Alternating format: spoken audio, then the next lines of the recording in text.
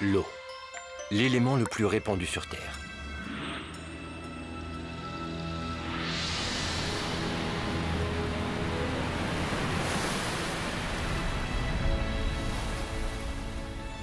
L'eau nous accompagne à tout moment de notre vie. Mais connaît-on pour autant les propriétés et secrets de cet incroyable élément? D'où vient-elle? Comment l'eau est-elle arrivée à notre planète? C'est elle qui rend notre planète si unique. Mais c'est peut-être du côté de l'eau elle-même qu'il faut chercher les réponses à ces questions. Il y a autant d'eau sur Terre aujourd'hui qu'au début du monde, lorsque la planète s'est constituée et adopta la forme et la couleur qui nous sont si familières. Il reste aussi la question, en quoi consiste concrètement le pouvoir secret de l'eau?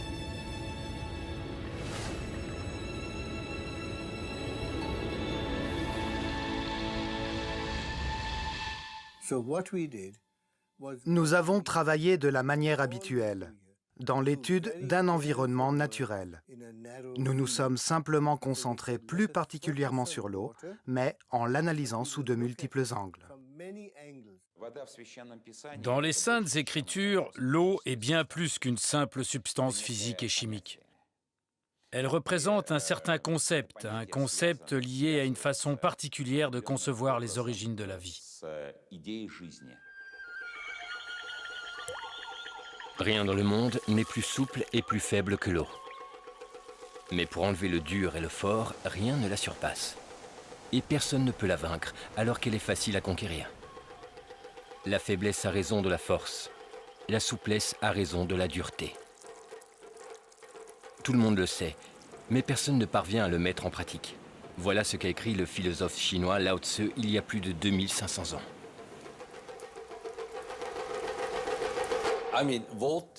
L'eau a déjà été étudiée en détail.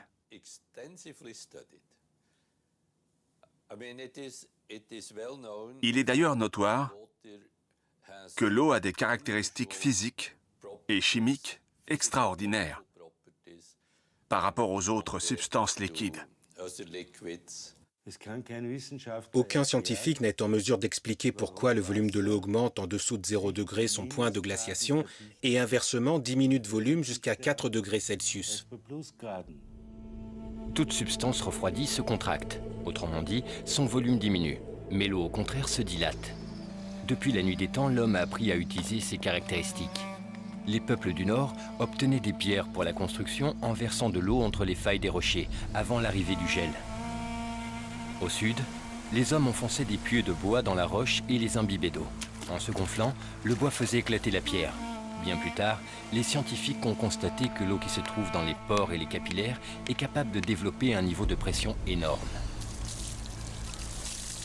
Dans une graine par exemple, au moment de la germination, la pression peut atteindre 400 bars.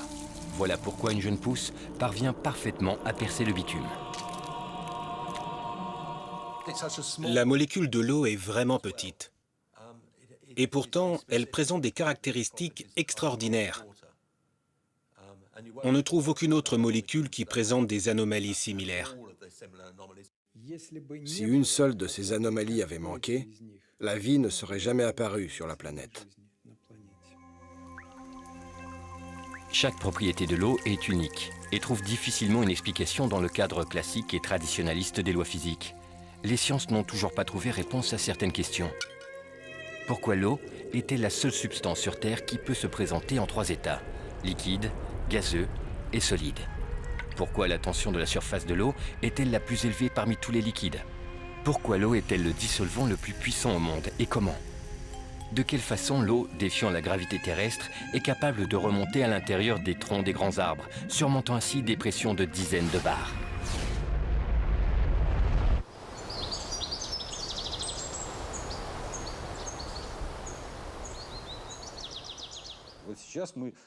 La communauté scientifique a fait un pas géant en admettant qu'elle ne savait pratiquement rien sur l'eau. C'est un progrès important, dans la mesure où cette prise de conscience a fait place à l'envie d'en savoir plus. Asie du Sud-Est, 1956. Dans un laboratoire militaire secret consacré au développement et à la fabrication d'armes de destruction massive, ont travaillé depuis plusieurs années à la création d'une arme bactériologique de nouvelle génération. Lors d'une réunion ultra secrète, les discussions des scientifiques tournaient autour des futures caractéristiques de cette arme. Soudain, la réunion dut être interrompue. Tous les participants furent subitement conduits aux urgences, présentant les symptômes d'une forte intoxication alimentaire. Une enquête fut ouverte, mais aboutit à une impasse. Les scientifiques n'avaient rien consommé en dehors de l'eau qui se trouvait sur la table de réunion. L'eau fut alors analysée, mais aucun élément nocif n'y fut détecté. Sa composition chimique n'était que H2O. Dans le rapport, les médecins déclarèrent donc que la cause de l'intoxication était due à de l'eau ordinaire. 20 ans plus tard, une incroyable hypothèse fut énoncée. Une hypothèse capable d'expliquer les conduites imprévisibles de l'eau. L'eau aurait une mémoire. Les expériences réalisées aux 4 coins du globe ont confirmé que l'eau a la capacité de recevoir et d'enregistrer l'empreinte de toute influence extérieure, mémorisant tout ce qui se passe dans son environnement proche.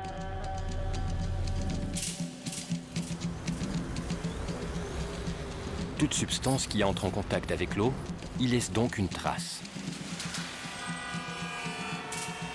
Nos ancêtres ne l'avaient-ils pas deviné quand ils transformaient l'eau ordinaire en eau curative en utilisant des récipients en argent? À ce jour, l'eau structurée ou dynamique est le meilleur antibiotique qui soit, à tel point que l'armée américaine a utilisé cette eau en Irak et en Afghanistan. Il suffit d'une molécule sur 100 millions de molécules d'eau potable pour détruire tous les germes présents dans une plaie. Le président des États-Unis utilise de l'eau structurée pour se désinfecter les mains. Alors, je me suis interrogé, comment est-ce possible? En enregistrant les informations, l'eau acquiert de nouvelles caractéristiques. Pourtant, sa composition chimique reste intacte. Dans un premier temps, on s'est penché sur la composition chimique de l'eau. Mais à la surprise générale, cela n'a abouti à rien. Car la composition chimique importe bien moins que sa structure.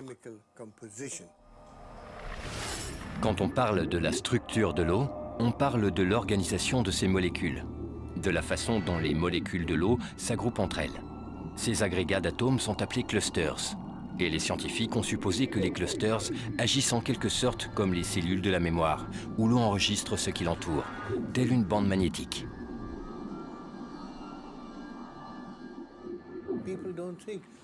Les gens ne se doutent pas que l'eau change lorsqu'on allume la lumière, ou que, sous l'influence d'un champ électrique, l'eau peut changer. Nos recherches actuelles vont dans cette direction.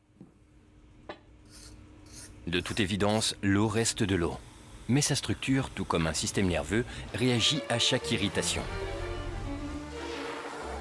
Les instruments modernes ont permis de mesurer que chaque cellule de mémoire de l'eau, de la taille d'un micron, contient 440 000 tables d'informations. Et chacune de ces tables peut enregistrer son propre type d'interaction avec l'environnement.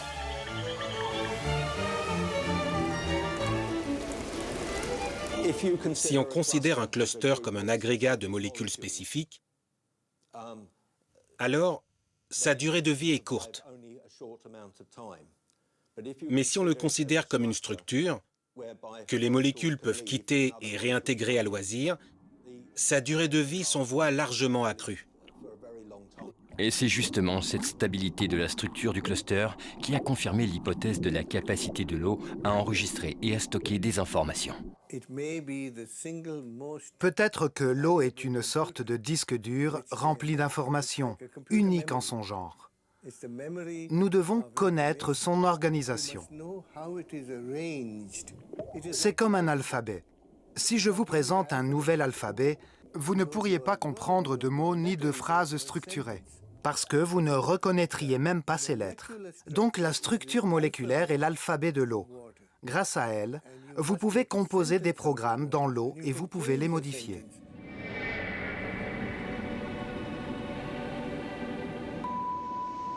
Hiver 1880. Le bateau Lara, parti de Liverpool, fait route vers San Francisco. Au 3e jour de trajet, un incendie se déclare à bord. Les canots de sauvetage quittent le bateau. Parmi les rescapés se trouve le capitaine Neil Carey. Mais très vite, les réserves d'eau s'épuisent et les survivants commencent à souffrir de la soif. Après 3 terribles semaines de tourmente en pleine mer, ces hommes atteignent enfin la côte. Le capitaine Carey, considéré comme un homme intègre et sérieux, raconte ce qui les a sauvés. Nous avons rêvé d'eau douce et nous avons commencé à imaginer l'eau bleu marine se transformer en eau bien verte et potable. J'ai rassemblé mon courage et j'ai puisé de l'eau. Quand je l'ai goûtée, elle était douce.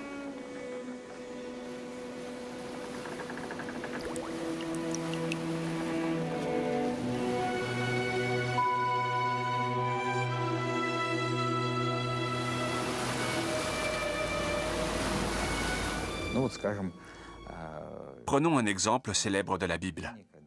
Quand Jésus a transformé l'eau en vin, il ne l'a pas changé. Il n'y a rien ajouté non plus, mais lui a conféré une caractéristique absolument particulière.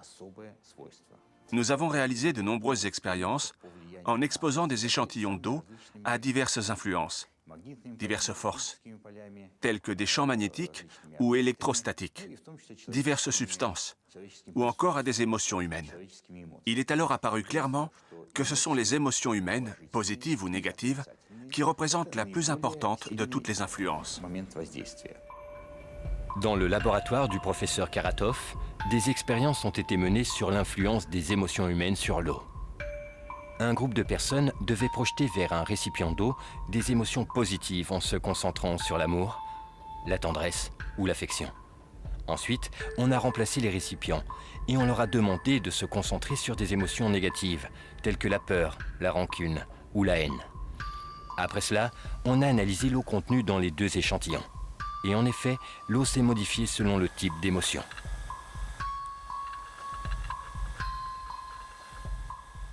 On a remarqué que les émotions positives, comme l'amour, augmentent les niveaux énergétiques de l'eau et la stabilisent, alors que les émotions négatives, comme la haine, les font baisser, provoquant des changements radicaux dans l'eau. J'espère pouvoir montrer à tout le monde que l'eau a une mémoire. Dans le laboratoire du Dr Emoto, on analyse des échantillons d'eau soumis à diverses influences extérieures. Ces échantillons d'eau sont ensuite fixés et enregistrés par une congélation instantanée de l'eau pour pouvoir l'observer au microscope. Voilà à quoi ressemble une eau chauffée au micro-ondes. Ici, les effets du téléphone portable. Ici, une eau à laquelle on a dit merci. Pardon. Tu me dégoûtes.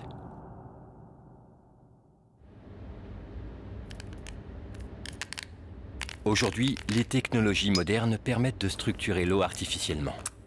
Les germes de soja, dont les graines ont été traitées avec cette eau structurée, révèlent une émission photonique 6 fois plus élevée que des germes traités et arrosés avec de l'eau ordinaire. L'utilisation d'une eau structurée réduit les délais de maturation des légumes et multiplie leur valeur nutritive.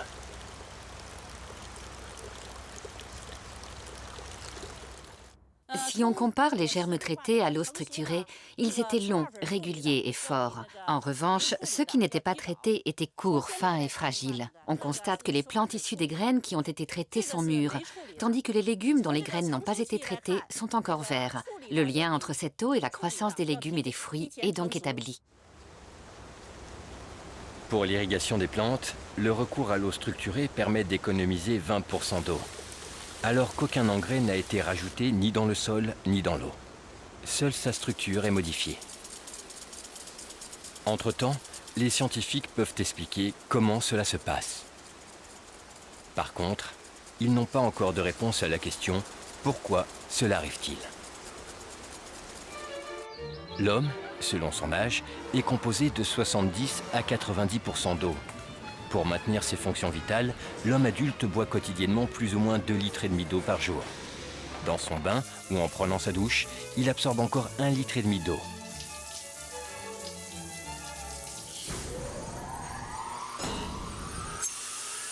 Mais avant d'arriver dans nos logements, l'eau parcourt un trajet aussi long que difficile. Avant, le bon sens voulait que les gens s'installent là où se trouve une source naturelle d'eau. Aujourd'hui, cela n'a plus aucune importance, car l'utilisation de la haute pression permet de transporter l'eau sur des milliers de kilomètres. Dans la nature, l'eau suit harmonieusement des courbes, en serpentant sensuellement. Alors que dans un réseau hydraulique, l'eau tourne des centaines de fois à angle droit.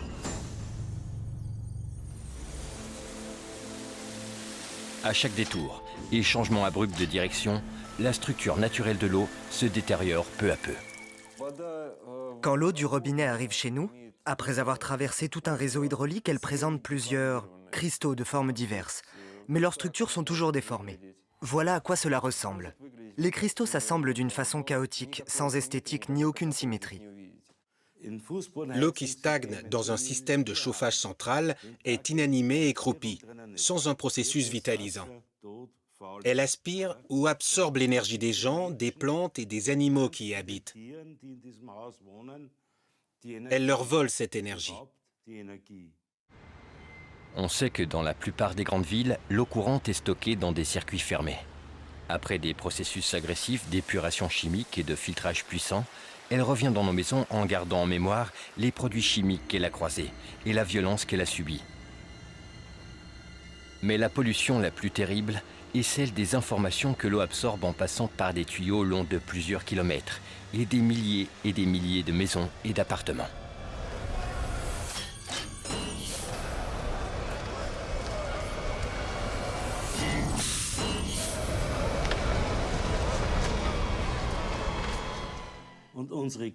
Nous polluons spirituellement l'eau, et nous le faisons de plus en plus.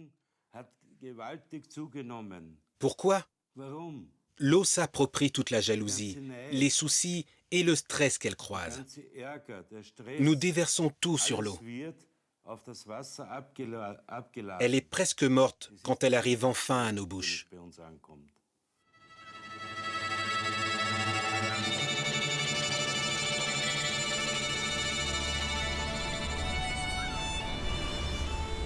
Notre planète est un énorme réservoir d'eau, à partir duquel s'épanouissent toutes les formes imaginables de la vie.